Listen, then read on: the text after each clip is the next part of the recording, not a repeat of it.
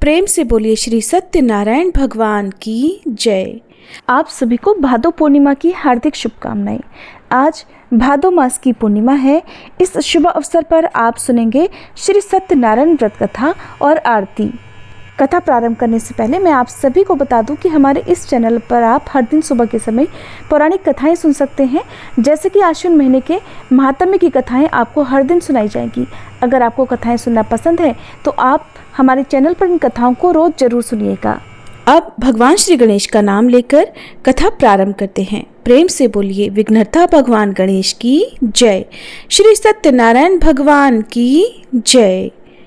पहला अध्याय। एक समय नैमिषारण्य तीर्थ में शौनक आदि सभी ऋषियों और मुनियों ने पुराण शास्त्र के वेत्ता श्री सूत जी महाराज से पूछा, हे महामुने, किस व्रत अथवा तपस्या से मनोवांछित फल प्राप्त होता है, उसे हम सब सुनना चाहते हैं। श्री सूत जी बोले, इसी प्रकार देवर्षि नारद जी के द्वारा भी पूछे जाने पर भगवान श्री कमलापति जी ने उनसे जैसा कहा था मैं उसे कह रहा हूँ, आप लोग सावधान होकर सुनिए। एक समय योगी नारद जी लोगों के कल्याण की कामना से विविध लोकों में भ्रमण करते हुए पृथ्वी लोक में आए और यहाँ उन्होंने अपने कर्म फल के अनुसार नाना योनियों में उत्पन्न सभी प्राणियों को अनेक प्रकार के क्लेश दुख भोगते हुए देखा तथा किस उपाय से इनके दुखों का सुनिश्चित रूप से नाश हो सकता है, ऐसा मन में विचार करके वे विष्णु लोक को गए। वहाँ 4 भुजाओं वाले शंख चक्र गदा पद्म और वनमाला से विभूषित शुक्ल वर्ण भगवान श्री नारायण जी के दर्शन कर उन देवाधिदेव की वे स्तुति करने लगे। देवर्षि नारद बोले, हे वाणी और मन से परे स्वरूप वाले, अनंत शक्ति संपन्न, आदि मध्य और अंत से रहित, निर्गुण और सकल कल्याणमय गुणों से संपन्न, भक्तों की पीड़ा नष्ट करने वाले परमात्मन, आपको मेरा नमस्कार है। स्तुति सुनने के पश्चात भगवान श्री हरि ने देवर्षि नारद से कहा, महाभाग, आप किस प्रयोजन से यहाँ आए हैं? आपके मन में क्या है? तब देवर्षि नारद कहने लगे, हे भगवान, पृथ्वी लोक में अपने पाप कर्मों के द्वारा विभिन्न योनियों में उत्पन्न सभी लोग बहुत प्रकार के क्लेशों से दुखी हो रहे हैं। हे प्रभु, किस लघु उपाय से उनके कष्टों का निवारण हो सकेगा?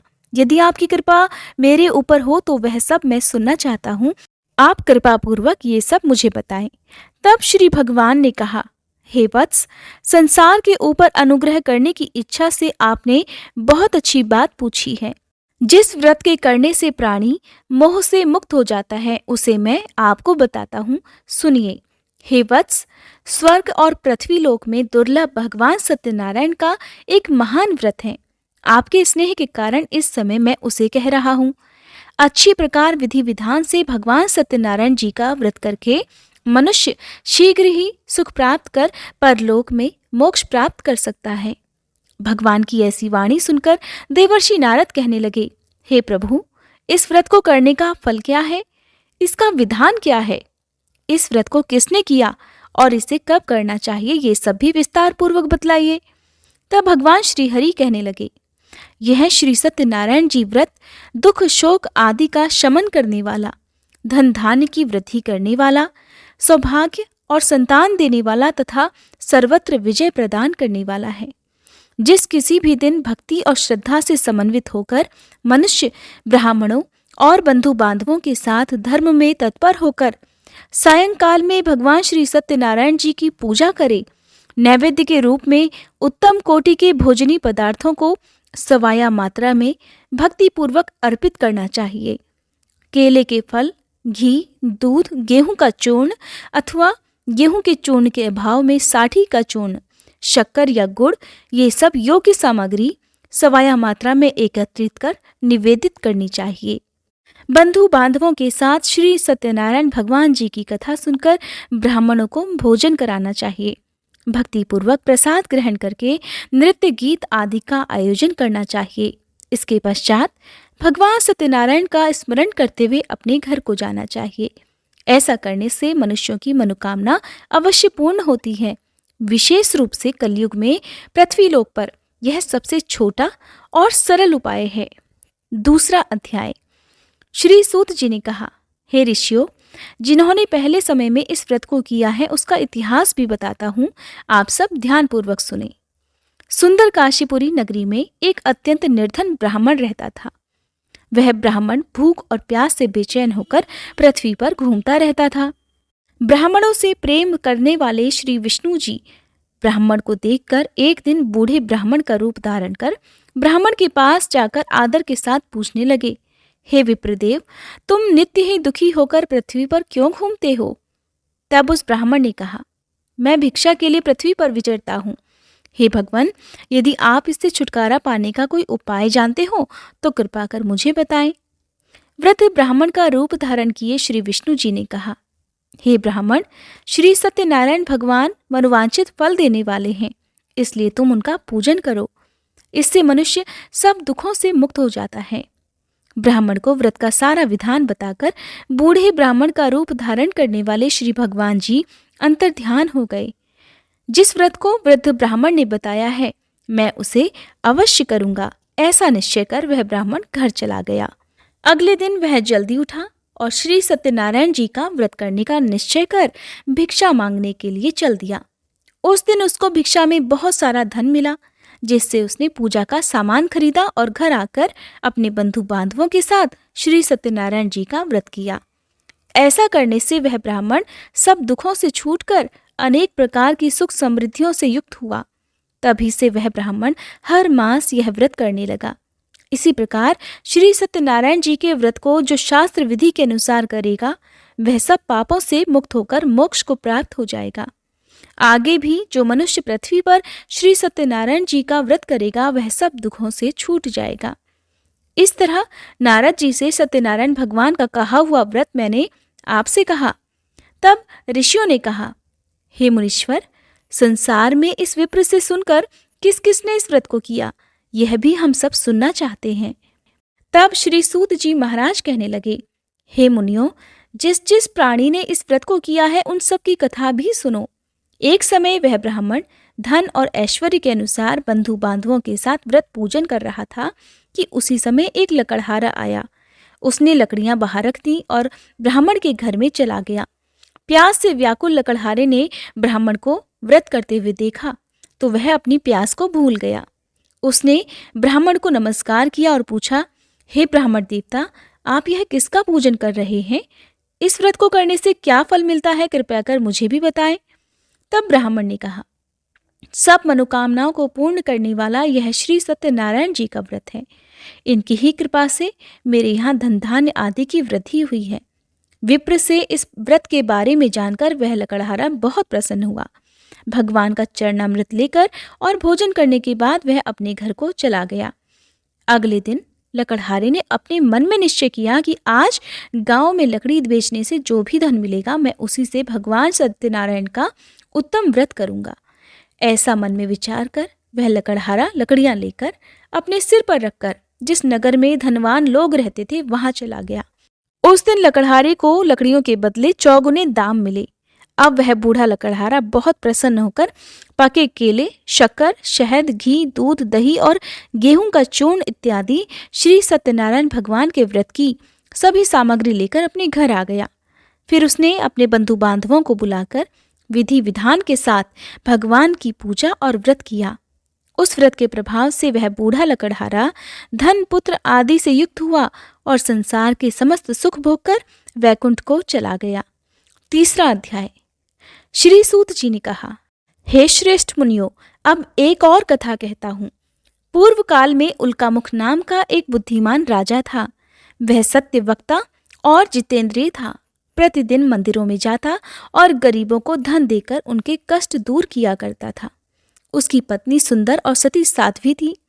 भद्रशिला नदी के तट पर उन दोनों ने श्री सत्यनारायण भगवान जी का व्रत किया।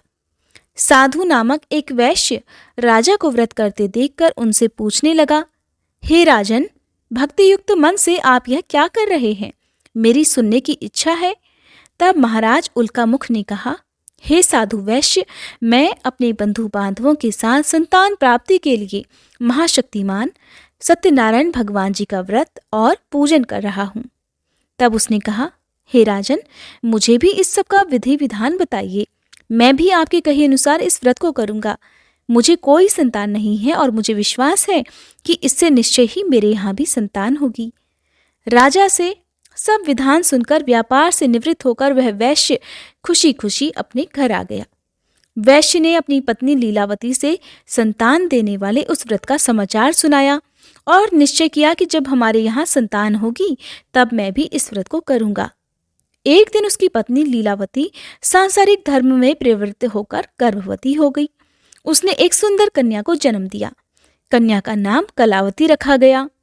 इसके बाद लीलावती ने अपने पति को याद दिलाया कि आपने जो भगवान का व्रत करने का संकल्प लिया था, अब आप उसे पूरा कीजिए। साधु वैश्य ने कहा, हे प्रिय, मैं कन्या के विवाह पर इस व्रत को अवश्य करूंगा। इस प्रकार अपनी पत्नी को आश्वासन देकर वह व्यापार करने चला गया। काफी दिनों के बाद वह लौटा तो उसने नगर में सखियों के साथ अपनी पुत्री को खेलते देखा। वैश्य ने तुरंत कलावती के लिए कोई सुयोग्य वर की तलाश की। कंचन नगर के एक सुयोग्य वणिक पुत्र से अपने बंधु बांधवों सहित प्रसन्न मन से अपनी पुत्री का विवाह उसके साथ कर दिया। वैश्य विवाह के समय भी सत्यनारायण भगवान का व्रत करना भूल गया। इस पर श्री सत्यनारायण भगवान की लीला हुई। अपने कार्य में कुशल साधु नामक वैश्य अपने जमाता सहित नाव को लेकर व्यापार करने के लिए समुद्र के समीप स्थित रत्नसारपुर नगर में गया। दोनों ससुर और जमाई राजा चंद्रकेतु के नगर में व्यापार करने लगे। एक दिन भगवान सत्यनारायण की माया से प्रेरित एक चोर राजा का धन चुराकर भागा जा रहा था। राजा के दूतों को अपने पीछे आते देखकर चोरों ने घबराकर राजा के धन को उनकी नाव में रखा और भाग गए, जहां ससुर और जमाई थे। राजा के दूतों ने जब धन को उनकी नाव में रखा देखा तो पकड़कर राजा के पास जाकर कहने लगे, महाराज, हम ये 2 चोर पकड़कर लाए हैं, आप आज्ञा दीजिए। राजा ने कारागार में डालने की आज्ञा दे दी। इस प्रकार राजा की आज्ञा से उनको कठिन कारावास में डाल दिया गया तथा उनका सारा धन भी ले लिया गया। सत्यनारायण भगवान जी की लीला के अनुसार साधु वैश्य की पत्नी लीलावती और पुत्री कलावती भी घर पर बहुत दुखी हुई। उनके घर में रखा हुआ सारा धन चोर चुरा कर ले गए। एक दिन शारीरिक और मानसिक पीड़ा से और भूख प्यास से अति दुखित होकर भोजन की चिंता में कलावती एक ब्राह्मण के घर गई। उसने श्री सत्यनारायण भगवान का व्रत होते देखा। उसने कथा सुनी और प्रसाद ग्रहण कर रात को घर आई। तब माता ने कलावती से पूछा, हे पुत्री, तू अब तक कहाँ रही और तेरे मन में क्या है? तब कलावती कहने लगी, हे माता, मैंने श्री सत्यनारायण भगवान का व्रत होते देखा है। तब कलावती के वचन सुनकर लीलावती ने सत्यनारायण भगवान जी के पूजन की तैयारी की। उसने परिवार और बंधु बांधवों सहित मिलकर श्री सत्यनारायण भगवान जी का पूजन और व्रत किया और मनोकामना मांगी कि मेरे पति और दामाद शीघ्र ही घर लौट आए। साथ ही उसने प्रार्थना भी की कि हे प्रभु, हम सबके अपराध क्षमा कीजिए। श्री सत्यनारायण भगवान जी इस व्रत से संतुष्ट हो गए। उन्होंने राजा चंद्रकेतु को स्वप्न में दर्शन देकर कहा, हे राजन, जिन दोनों वैश्यों को तुमने बंदी बना रखा है वे निर्दोष हैं, उन्हें प्रातःकाल ही छोड़ देना। राजा से ऐसा कहकर भगवान अंतर्ध्यान हो गए। प्रातःकाल राजा चंद्रकेतु ने सभा में सभी को अपना स्वप्न सुनाया और सैनिकों को आज्ञा दी कि दोनों को कारागार से मुक्त कर सभा में लाया जाए। दोनों ने आते ही राजा को प्रणाम किया। तब राजा उनसे कहने लगा, हे महानुभावों, तुम्हें अज्ञानतावश ऐसा दुख प्राप्त हुआ है, अब तुम्हें कोई भय नहीं है, अब तुम दोनों मुक्त हो। ऐसा कहकर राजा ने उन्हें नए नए वस्त्र आभूषण दिए और उनका जितना धन लिया था उसे दोगुना कर उन्हें आदर और सम्मान से विदा कर दिया। इस प्रकार दोनों वैश्य अपने घर को चल दिए। 4वां अध्याय। श्री सूत जी ने कहा, वैश्य और उसके जमाई ने मंगलाचार करके यात्रा आरंभ की और अपने नगर की ओर चल पड़े। थोड़ी ही दूर आगे बढ़े थे कि एक दंडी वेशधारी श्री भगवान जी उन्हें मिले और उनसे पूछने लगे, हे वैश्य, तेरी नाव में क्या है? अभिमानी वणिक हंसता हुआ कहने लगा, हे दंडी, आप क्यों पूछते हैं? क्या धन लेने की इच्छा है? मेरी नाव में तो बेल और पत्ते भरे हैं। वैश्य के कठोर वचन सुनकर दंडी रूप में भगवान ने कहा, तुम्हारा वचन सत्य हो। ऐसा कहकर वे वहां से कुछ दूर जाकर समुद्र के किनारे बैठ गए। दंडी महाराज के जाने के पश्चात वैश्य ने नित्य क्रिया से निवृत्त होने के बाद जब नाव को ऊंची उठी देखा तो बड़ी हैरानी हुई और नाव में बेलपत्ते आदि देखकर मूर्छित होकर जमीन पर गिर पड़ा। होश आने पर अत्यंत शोक प्रकट करने लगा। तब उसके जमाई ने कहा, पिताजी आप शोक न करें, यह दंडी महाराज का ही श्राप है, अतः उनकी शरण में ही हमें चलना चाहिए, तभी हमारी मनोकामना पूरी हो सकेगी। जमाई के वचन सुनकर दंडी महाराज के पास पहुंचा और भक्तिभाव से उन्हें प्रणाम करके कहने लगा, हे प्रभु, मैंने जो आपसे असत्य वचन कहे थे उनके लिए मुझे क्षमा कर दीजिए। ऐसा कहकर वैश्य रोने लगा। तब दंडी भगवान बोले, हे वणिक पुत्र, मेरी आज्ञा से ही तुझे बार बार दुख प्राप्त हुआ है, क्योंकि तू मेरी पूजा से विमुख हुआ है। तब उसने कहा, हे भगवान, आपकी माया से ब्रह्मादि देवता भी आपके रूप को नहीं जान पाते, तब मैं अज्ञानी भला कैसे जान सकता हूँ? आप प्रसन्न होइए, मैं अपनी सामर्थ्य के अनुसार आपकी पूजा करूँगा। कृपया मेरी रक्षा कीजिए और पहले के समान मेरी नौका को धन से भर दीजिए।